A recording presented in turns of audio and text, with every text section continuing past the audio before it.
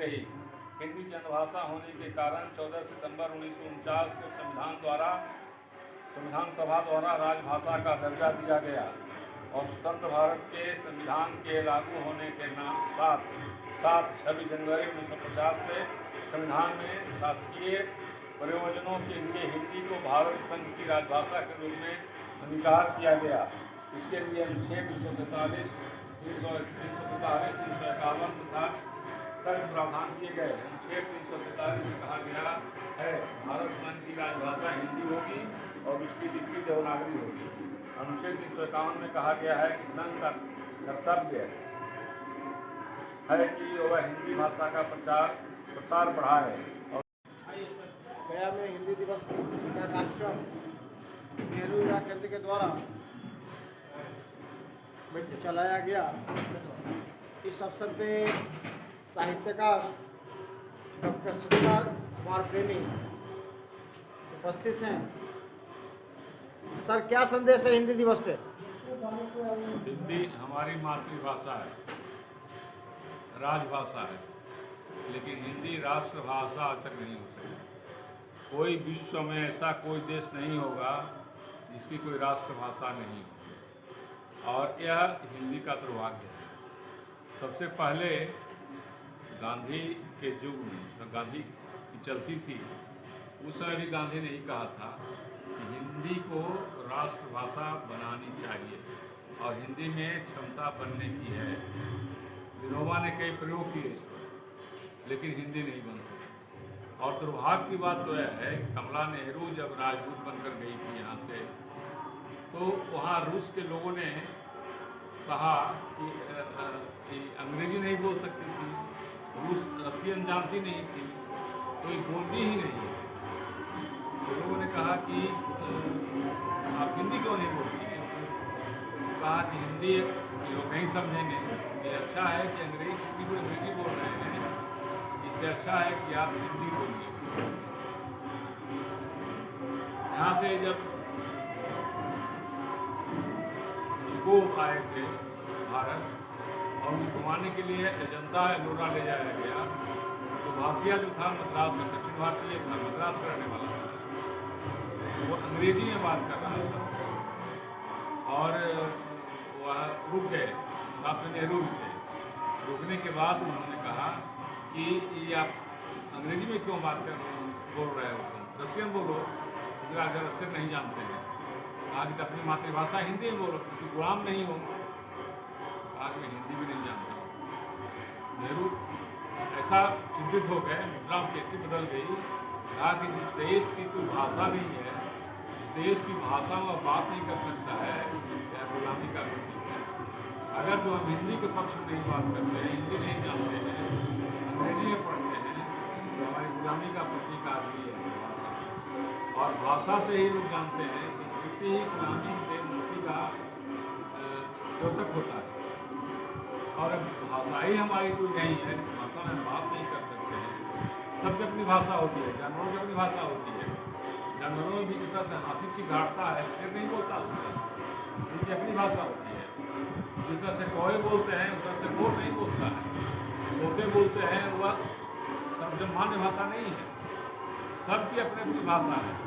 लेकिन ऐसा हिंदुस्तान ही ऐसा देश है जो राजनैतिक उपापेक्ष में फंसा हुआ है और राजनीतिक उपापेक्ष के कारण ही यहाँ कोई राष्ट्रभाषा नहीं बन रही।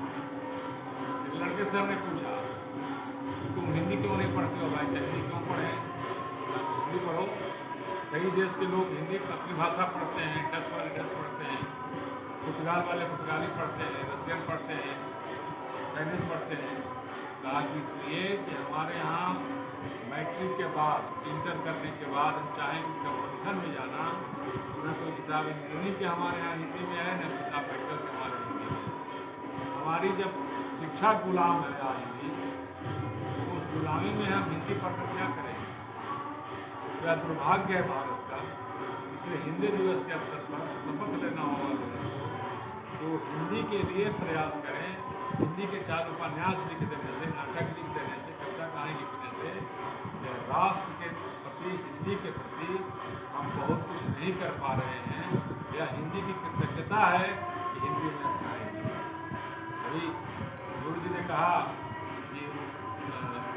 बच्चों को कॉन्वेंट में पढ़ाइएगा, कैसे फिर उद्धार होगा।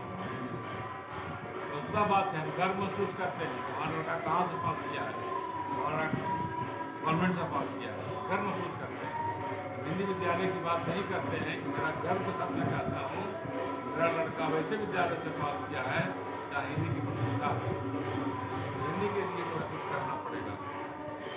आज हिंदी दिवस के अवसर पर मैं संदेश देना चाहता हूँ कि हिंदी के लिए जो काम करें, हिंदी में काम करें, जजमेंट हिंदी में हो, वकील हिंदी में बहस करें, ताकि वह क्लाइंट समझ सके कि हिंदी में हमारे बारे में क्या कहा जा रहा है, इस भाषा का क्या उपयोग है। जजमेंट हिंदी में लिखा जाए, सब जगह हिंदी का प्रयोग हो, सब विज्ञान हिंदी में लिखा जाए।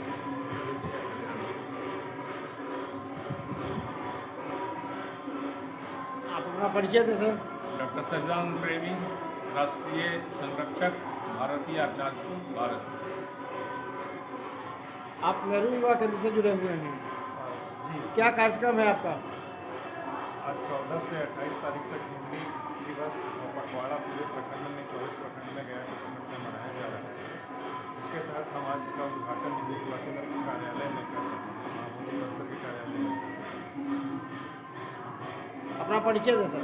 मैं अश्विनी कुमार, जिला युवा अधिकारी हिंदी युवा केंद्र गया जिला।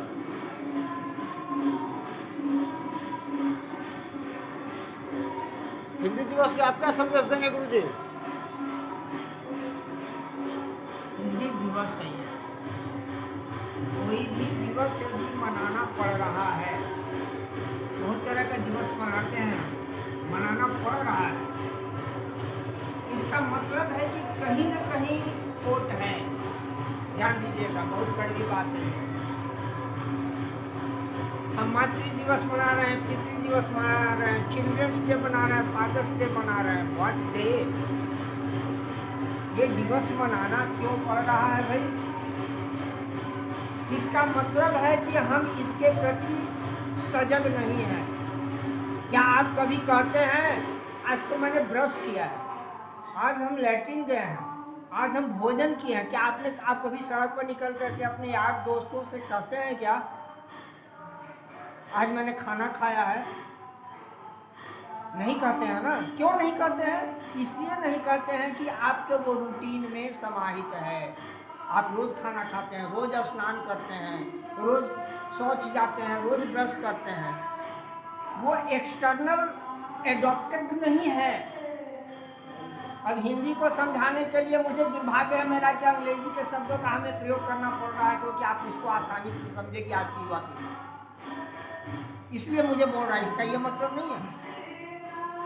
तो जो भी दिवस मनाते हैं, वो दिवस मनाने का अर्थ ही होता है कि मुझे दिवस से कोई मतलब नहीं है। साल के एक दिन मना लो दिवस के नाम पर, 364 गायब आपकी डायरी से, आपके रूटीन से, आपकी दिनचर्या से। कोई तुक नहीं है भाई। अब बच्चे आपके कहाँ पढ़ रहे हैं? आज मैंने हिंदी दिवस के अवसर पर मैं एक स्लोगन अभी फेसबुक पर मैं अपना डाला हूँ।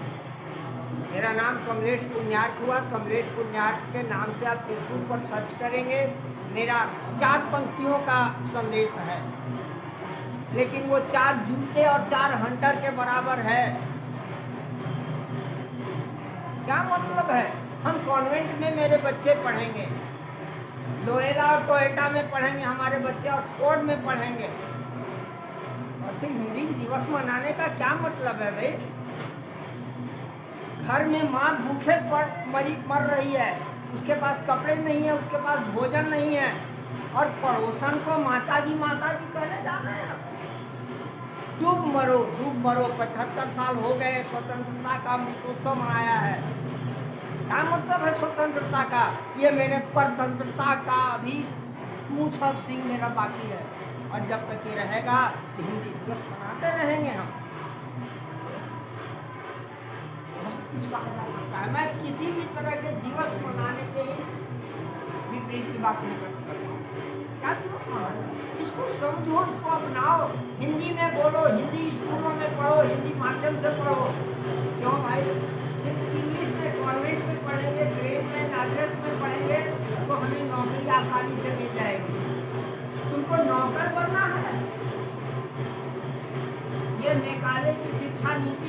भारत, पता है मेघालय के बारे में जानते हैं, भारत के धर्म को भ्रष्ट करने का, भारत के ऊपर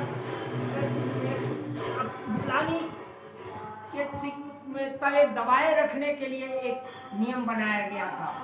कॉन्वेंट कॉन्वेंट कॉन्वेंट मान कर खुश होते। कॉन्वेंट शब्द का अर्थ मालूम है? कभी आप डिक्शनरी खोल के देखिए, खून खोल जाएगा कॉन्वेंट शब्द का अर्थ अगर आप जान जाएंगे तो। कॉन्वेंट क्या होता है और कॉन्वेंट की स्थापना भारत में कब हुई, जानिए इन चीजों को। एग्जैक्ट मुझे, मैं इतिहास का स्टूडेंट नहीं हूँ और इतिहास जैसा बकवास दुनिया में कोई विषय नहीं है। 18वीं सदी के अंत में, संभवतः 1884 माने कांग्रेस की स्थापना वगैरह के आसपास कोई समय, कलकत्ते में सबसे पहले भारत में कॉन्वेंट की स्थापना की गई। ये कॉन्वेंट क्या है? कॉन्वेंट शब्द का अर्थ होता है वैसी संस्था जहाँ लावारिसों का पालन पोषण होता हो सकता है कि डिक्शनरी में ये शब्द आपको इस व्याख्या के साथ नहीं मिलेगा। क्यों नहीं मिलेगा? छिपाया गया है इसका असली अर्थ।